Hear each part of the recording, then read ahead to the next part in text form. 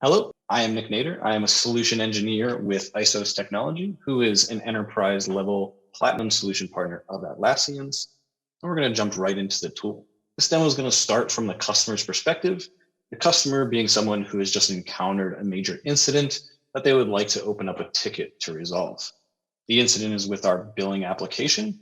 So the customer has a few options here. They can either drill into one of our support desks and look at the service catalog to find the request they would like to open, or they can utilize the search bar and type in something like system problem.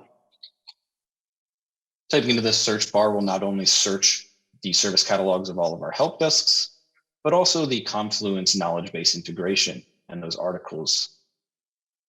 As a customer, I can drill into this article and maybe resolve the incident that I'm having myself. If I can't resolve it myself, then I can always back up and open up one of our requests. For this one, I'm going to open up a request called report a system problem, since that's exactly what I'm encountering.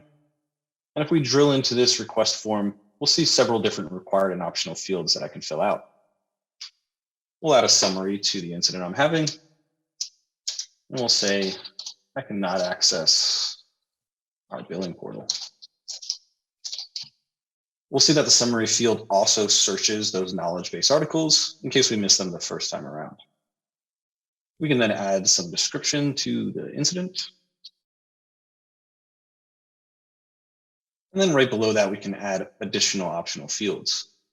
This one is in our affected services, and it's actually populated by our service registry on the internal side of this JSM project. And we can see that the internal billing application is one of those services we support. You can also have Insight asset management fields here. So all of the billing applications that we support within this help desk are all listed and up to date in this nice dropdown. We can select internal billing application as the business application we're having issues with as well. And then we can select an issue impact for this incident. We'll mark it as significant large and an urgency that we're matching as high. We can then send in this request. And what we'll see here is the external customer view of that open request. Here we'll see all the details we just entered into that form.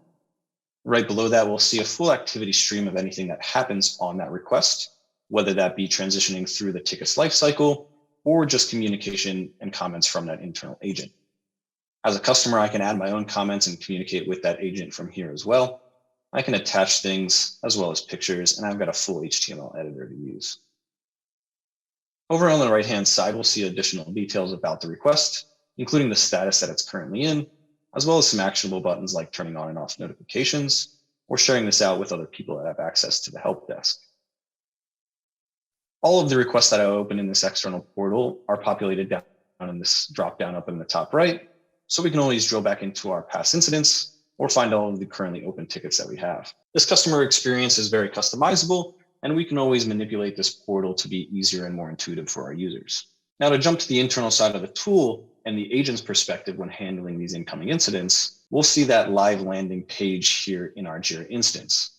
This is subjective to the currently logged in user. And as you can see, I'm seeing recent projects that I have currently worked on, as well as all of the issues that I've currently worked on that are assigned to me or maybe favorited. We can also utilize the dashboarding functionality. We're going to jump over to our IT operations dashboard here. And this gives us a nice bird's eye overview of everything happening in our IT operations help desk project.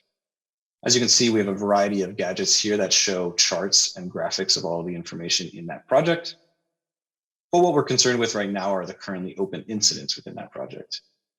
We can drill into this widget of all of our currently open incidents, and it'll open up a Jira issue filter. We can see that this is the current incident that we just opened from the customer's perspective. And this is actually the internal issue view that all agents will see when they're opening up incidents. All of the details around that incident that were entered into the form is in this main section here.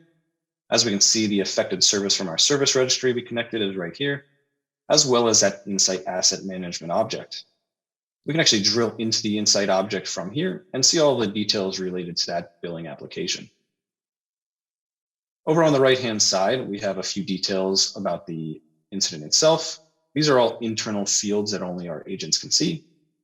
This being the current status that the incident is in, We can then transition this through its workflow since we're currently working on it. We'll simply hit work in progress, and this will pop up a quick screen so that we can assign it either to ourselves or to another agent. We'll select ourselves since we're the one investigating this incident and hit investigate. As you can see, we have SLA goals automatically counting down for time to first response and time to resolution here, which is an exclusive Jira Service Management functionality.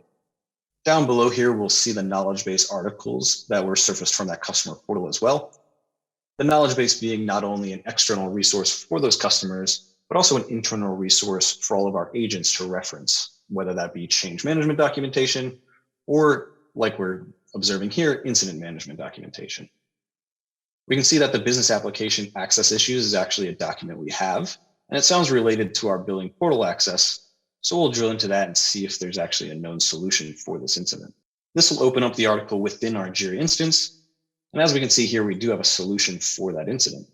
It looks like it has to do with editing a Bitbucket access control list, which is something that our developers do.